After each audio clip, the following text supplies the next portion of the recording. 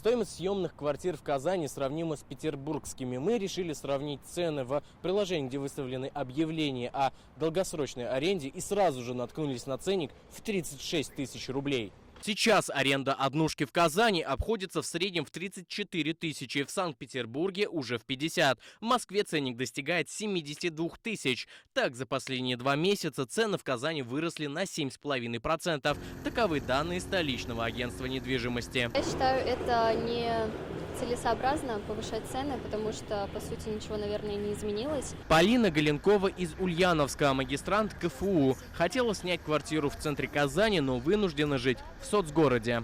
Квартиру нашла очень хороший вариант, и даже не успела подъехать в этот же день, ее сразу забрали. И поэтому даже нет времени сейчас поездить, посмотреть квартиры, уже как бы вариант хороший найти, потому что их сразу забирают.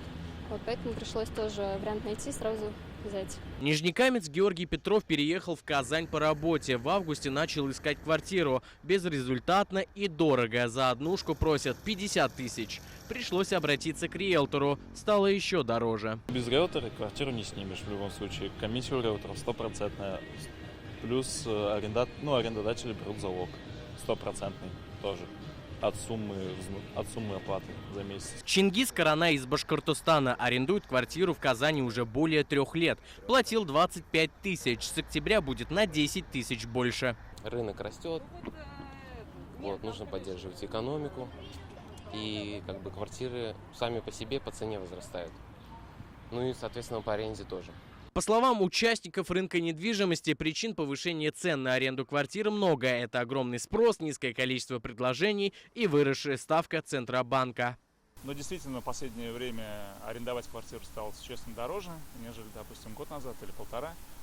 Факторов, повлиявших на это, несколько. Первый фактор, конечно, то, что само жилье стало дороже. Выросла коммуналка, выросли расходы на содержание. Во-вторых, те семьи, которые планировали купить недвижимость, откладывают покупку в связи с тем, что ключевая ставка сегодня выросла, и ставка по ипотеке достаточно некомфортная. По данным столичного агентства недвижимости, в Казани на съем одной квартиры претендуют порядка 7 человек. Из-за этого некоторые начинают арендовать жилье в пригороде Казани или в городах-спутниках, например, в Зеленодольске. Сложность заключается в том, что в большей степени это люди по цене не проходят, наверное. Это большая сложность, потому что цены достаточно сильно выросли вообще в целом.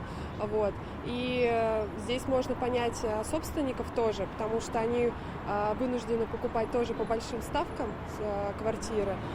Исходя из этого, ценовая система растет, и квартиры они тоже сдают дороже. Пока возможной стабилизации ситуации на рынке арендного жилья эксперты не прогнозируют. Повышенный ценник сохранится как минимум до конца осени и будет держаться в диапазоне 30-36 тысяч рублей. Искандер Гималдинов, Альбина Минаева, Игорь Романов, ТНВ, Казань.